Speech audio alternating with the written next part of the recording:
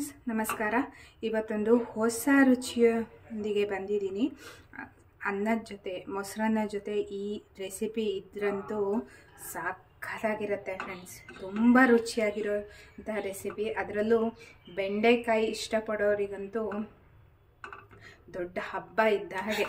ಈ ರೆಸಿಪಿ ಯಾವುದು, ಹೇಗೆ ಮಾಡೋದು ಅಂತ ನೋಡೋದಕ್ಕಿಂತ ಮುಂಚೆ ಇದೇ ಮೊದಲನೇ ಬಾರಿ ನನ್ನ ಚಾನಲ್ನ ವಿಡಿಯೋನ ನೋಡ್ತಿರೋದು ಅಂತ ಆದರೆ ನನ್ನ ಚಾನಲ್ AVK ಹಾಬಿ ಐಡಿಯಾಸ್ಗೆ ಸಬ್ಸ್ಕ್ರೈಬ್ ಆಗೋದಕ್ಕೆ ಮರಿಬೇಡಿ. ಹಾಗೂ ಪಕ್ಕದಲ್ಲೇ ಇರೋ ಬೆಲ್ ಬಟನ್ನ ಕ್ಲಿಕ್ ಮಾಡಿ ಆಲ್ ಅಂತ ಆಪ್ಷನ್ ಚೂಸ್ ಮಾಡಿದರೆ ನನ್ನ ಪ್ರತಿ ವಿಡಿಯೋದ ನೋಟಿಫಿಕೇಷನ್ ನಿಮ್ಮನ್ನು ತಲುಪತ್ತೆ. ಆಗ ಎಲ್ಲರಿಗಿಂತ ಮುಂಚಿತವಾಗಿ ವಿಡಿಯೋ ನೋಡೋದಕ್ಕೆ ಸಹಾಯ ಆಗುತ್ತೆ.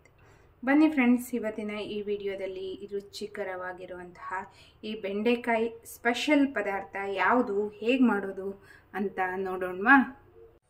ನೋಡಿ, ಬೆಂಡೆಕಾಯಿನ ಚೆನ್ನಾಗಿ ತೊಳೆದು ಒರೆಸ್ಕೋಬೇಕು. ಸ್ವಲ್ಪನೂ ನೀರಿನ ಅಂಶ ಇರಬಾರ್ದು. ನಂತರ ಈ ರೀತಿಯಾಗಿ ಮಧ್ಯಕ್ಕೆ ಸೀಳ್ಕೋಬೇಕು. ನೋಡಿ, ಉದ್ದುದ್ದ ಬೆಂಡೆಕಾಯಿ ಅಂತ ಅನಿಸಿದರೆ ಮಧ್ಯಕ್ಕೆ ಕಟ್ ಮಾಡಿಕೊಂಡು ಈ ರೀತಿ ಸೀಳ್ಕೋಬೇಕು. ನಾನಿಲ್ಲಿ 1/4 kg ಆಗೋಷ್ಟು ಬೆಂಡೆಕಾಯಿನ ತಗೊಂಡಿದ್ದೀನಿ.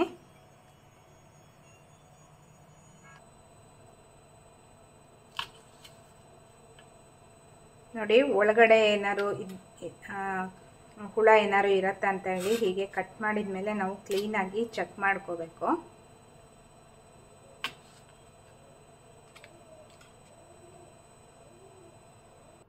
ನೋಡಿ, ಇದಿಷ್ಟು ಬೆಂಡೆಕಾಯಿನ ಸೀಳ್ಕೊಂಡಾಗಿದೆ.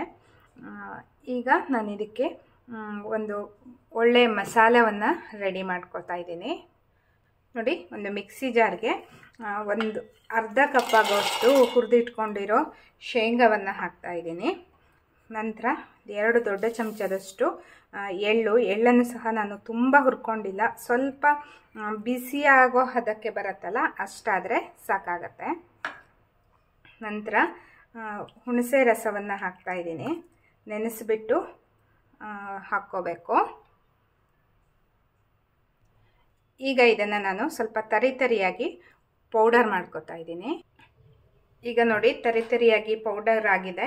ಇದಕ್ಕೆ 2 ಚಮಚ ಆಗೋಷ್ಟು ಬೆಲ್ಲವನ್ನು ಹಾಕ್ತಾ ಇದ್ದೀನಿ. ಈಗ ಒಂದೊಂದೇ ಮಸಾಲವನ್ನು ಹಾಕ್ಕೊಳ್ಳೋಣ. ಒಂದು ಅರ್ಧ ಚಮಚ ಆಗೋಷ್ಟು ಗರಂ ಮಸಾಲ ಪೌಡರ್ನ ಹಾಕ್ತಾ ಇದ್ದೀನಿ. 1 ಚಮಚ ಜೀರಿಗೆ ಪುಡಿ, 1 ಚಮಚ ಧನಿಯಾ ಪುಡಿ, ನಂತರ ಒಂದು ಅರ್ಧ ಚಮಚ ಅರಿಶಿಣ ಪುಡಿ, ನಂತರ ಒಂದು 3/4 ಚಮಚ ಆಗೋಷ್ಟು ಖಾರದ ಪುಡಿ, ನಂತರ ಕೊನೆಯದಾಗಿ ಒಂದು ಅರ್ಧ ಚಮಚ ಆಗೋಷ್ಟು ಉಪ್ಪು. ಈಗ ಇವೆಲ್ಲವನ್ನು ಒಮ್ಮೆ ಗ್ರೈಂಡ್ ಮಾಡ್ಕೊತಾ ಇದ್ದೀನಿ. ಇದಕ್ಕೆ ನೀರನ್ನು ಹಾಕ್ತಾ ಇಲ್ಲ, ಹಾಗೆ ಗ್ರೈಂಡ್ ಮಾಡ್ತಾ ಇದ್ದೀನಿ. ನೋಡಿ, ಇವಾಗ ಈ ಹದಕ್ಕೆ ಮಸಾಲೆ ರೆಡಿಯಾಗಿದೆ. ಈ ಹದ ಬಂದರೆ ಪರ್ಫೆಕ್ಟ್ ಆಗಿರುತ್ತೆ. ನಂತರ ನಾವು ಸೀಳಿರ್ತೀವಲ್ಲ ಬೆಂಡೆಕಾಯಿನ, ಅದ್ರ ಒಳಗಡೆ ಈ ಮಸಾಲವನ್ನು ಹೀಗೆ ತುಂಬ್ಕೋಬೇಕು.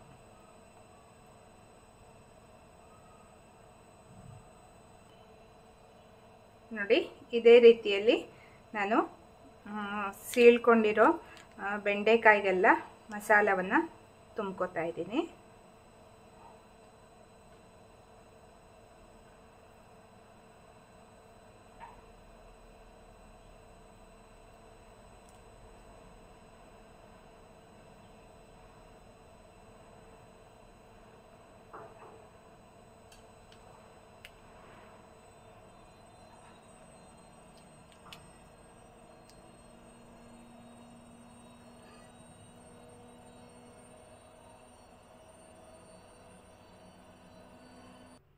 ನೋಡಿ, ಬೆಂಡೆಕಾಯಿಗಷ್ಟು ಮಸಾಲೆಗಳನ್ನು ತುಂಬಿ ರೆಡಿಯಾಗಿದೆ. ಈಗ ಒಂದು ಪ್ಯಾನಿಗೆ ಎಣ್ಣೆಯನ್ನು ಹಾಕ್ಕೋತಾ ಇದ್ದೀನಿ. ನಾನಿಲ್ಲಿ ಒಂದು 5-6 ಚಮಚ ಆಗೋಷ್ಟು ಎಣ್ಣೆಯನ್ನು ಹಾಕಿದ್ದೀನಿ. ಅಂದರೆ ಇದಕ್ಕೆ ಸ್ವಲ್ಪ ಎಣ್ಣೆ ಜಾಸ್ತಿನೇ ಬೇಕಾಗತ್ತೆ. ಎಣ್ಣೆ ಕಾಯ್ತಿದ್ದಾಗೆ ತುಂಬಿಟ್ಕೊಂಡಿರುವಂತಹ ಬೆಂಡೆಕಾಯಿ ಅಷ್ಟನ್ನು ಹಾಕ್ತಾ ಇದ್ದೀನಿ. ಅಂದರೆ ಈ ಪದಾರ್ಥಕ್ಕೆ ನಾನು ಈರುಳ್ಳಿ ಬೆಳ್ಳುಳ್ಳಿ ಏನನ್ನೂ ಹಾಕ್ತಾ ಇಲ್ಲ. ನೀವು ಅಂದರೆ ಈರುಳ್ಳಿ ಟೊಮೊಟೊ ಮಸಾಲೆ ಹಾಕ್ಕೊಂಡು ಸಹ ಮಾಡ್ಕೋಬೋದು. ಹಲವಾರು ವಿಧಾನಗಳಲ್ಲಿ ಈ ರೆಸಿಪಿಯನ್ನು ಮಾಡ್ಬೋದು. ಈ ರೀತಿ ಈರುಳ್ಳಿ ಬೆಳ್ಳುಳ್ಳಿ ಟೊಮೊಟೊ ಏನು ಹಾಕದೆ ಮಾಡೋದ್ರಿಂದ ನಾವು ಹಬ್ಬ ಹರಿದಿನಗಳಲ್ಲಿ ಮತ್ತು ಯಾವುದೇ ಸಣ್ಣ ಪುಟ್ಟ ಫಂಕ್ಷನ್ಗಳಲ್ಲೂ ಸಹ ಈ ರೀತಿ ಮಾಡ್ಕೋಬೋದು. ನೋಡಿ, ಎಣ್ಣೆಯಲ್ಲಿ ಚೆನ್ನಾಗಿ ಫ್ರೈ ಮಾಡ್ಕೋಬೇಕು. ನೋಡಿ, ನಾನು ಉದ್ದುದ್ದ ಇದನ್ನು ಮಧ್ಯೆ ಕಟ್ ಮಾಡಿರೋ ಕಾರಣನೇ ಇದು. ಅಂದರೆ ಚೆನ್ನಾಗಿ ಬಾಣಲೆಯಲ್ಲಿ ಫ್ರೈ ಆಗಬೇಕಲ್ಲ.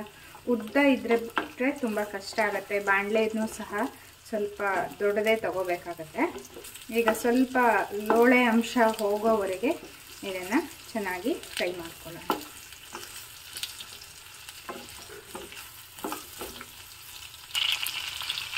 ನೋಡಿ, ಸ್ಟವ್ನ ಸ್ವಲ್ಪ ಸಿಮ್ಮಲ್ಲಿ ಇಟ್ಬಿಟ್ಟು ಮುಚ್ತಾ ಇದ್ದೀನಿ. ಈಗ ಒಂದು 2-3 ನಿಮಿಷ ಆಗಿದೆ. ಈಗ ಇದಕ್ಕೆ ಸ್ವಲ್ಪ ಉಪ್ಪನ್ನು ಹಾಕ್ಕೋತಾ ಇದ್ದೀನಿ.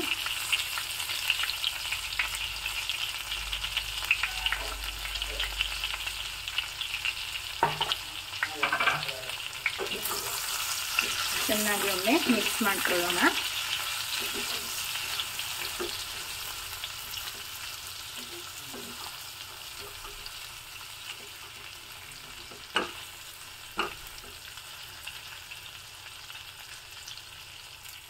ಈಗ ನೋಡಿ, ಇದಕ್ಕೆ ನಾನು ಗ್ರೈಂಡ್ ಮಾಡಿ ಇಟ್ಕೊಂಡಿದ್ವಲ್ಲ ಮಸಾಲೆ, ಅದಕ್ಕೆ ಸ್ವಲ್ಪ ನೀರನ್ನು ಆ್ಯಡ್ ಮಾಡಿಬಿಟ್ಟು ಹಾಕಿದ್ದೀನಿ.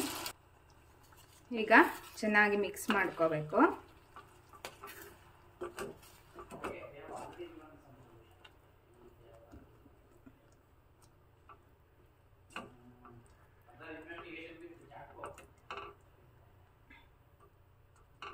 ಈಗ ಇದನ್ನು ಮುಚ್ಚಿಬಿಟ್ಟು ಚೆನ್ನಾಗಿ ಕುದಿಸ್ಕೊಳ್ಳೋಣ. ಅಂದರೆ ಬೆಂಡೆಕಾಯಿ ಎಲ್ಲ ಚೆನ್ನಾಗಿ ಬೇಯಬೇಕು.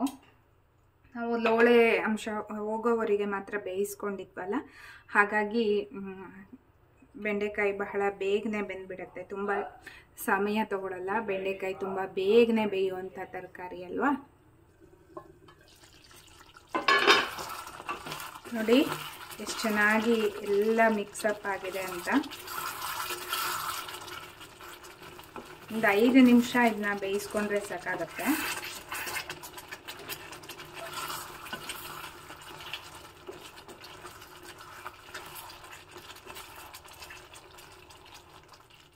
ನೋಡಿ, ಬೆಂಡೆಕಾಯಿ ಎಲ್ಲ ಚೆನ್ನಾಗಿ ಬೆಂದಿದೆ. ಈಗ ಇದಕ್ಕೆ ಸಣ್ಣದಾಗಿ ಹೆಚ್ಚಿಟ್ಕೊಂಡಿರೋ ಕೊತ್ತಂಬರಿ ಸೊಪ್ಪು ಮತ್ತು ಕರಿಬೇವನ್ನು ಹಾಕ್ತಾಯಿದ್ದೀನಿ. ಒಮ್ಮೆ ಚೆನ್ನಾಗಿ ಮಿಕ್ಸ್ ಮಾಡ್ಕೊಂಡ್ಬಿಟ್ರೆ ತುಂಬ ರುಚಿಯಾಗಿರುವಂತಹ ಬೆಂಡೆಕಾಯಿ ಎಣ್ಗಾಯಿ ರೆಡಿ ಆಗುತ್ತೆ. ಅನ್ನ ಜೊತೆ ಒಳ್ಳೆ ಕಾಂಬಿನೇಷನ್ ಇದು. ಸೈಡ್ ಡಿಶ್ ಆಗಿ ಉಪಯೋಗಿಸ್ಕೋಬೋದು. ನೋಡಿ, ರುಚಿಯಾಗಿ ಈರುಳ್ಳಿ ಬೆಳ್ಳುಳ್ಳಿ ಟೊಮೊಟೊ ಯಾವುದನ್ನು ಉಪಯೋಗಿಸ್ತೇನೆ ಒಂದು ಎಣ್ಣೆಗಾಯನ್ನು ಹೇಗೆ ಮಾಡೋದು ಅಂತ ಇವತ್ತಿನ ವಿಡಿಯೋದಲ್ಲಿ ಗೊತ್ತಾಯ್ತಲ್ವಾ ಫ್ರೆಂಡ್ಸ್. ಈ ಹೊಸ ರುಚಿಯ ಎಣ್ಣೆಗಾಯಿ ಹೇಗಾಗಿತ್ತು ಅನ್ನೋದು ನಿಮಗೆ ವಿಡಿಯೋ ನೋಡಿ ಗೊತ್ತಾಗಿರತ್ತಲ್ವ. ನೀವೊಮ್ಮೆ ಖಂಡಿತ ಟ್ರೈ ಮಾಡಿ. ನಿಮ್ಮ ಈ ಎಣ್ಣೆಗಾಯಿ ರೆಸಿಪಿ ಹೇಗಾಗಿತ್ತು ಅನ್ನೋದನ್ನು ನಮ್ಮ ಕಮೆಂಟ್ ಸೆಕ್ಷನ್ನಲ್ಲಿ ತಿಳಿಸಿ. ನಿಮ್ಮ ಫ್ರೆಂಡ್ಸ್ ಆ್ಯಂಡ್ ಫ್ಯಾಮಿಲಿ ಎಲ್ರಿಗೂ ಈ ವಿಡಿಯೋನ ಶೇರ್ ಮಾಡಿ. ವಿಡಿಯೋಕ್ಕೊಂದು ಲೈಕ್ ಕೊಡೋದಕ್ಕೆ ಮರಿಬೇಡಿ. ಮತ್ತೆ ಒಂದು ಹೊಸ ವಿಡಿಯೋದೊಂದಿಗೆ ಭೇಟಿಯಾಗೋಣ. Until then take care, bye. Thank you for watching friends.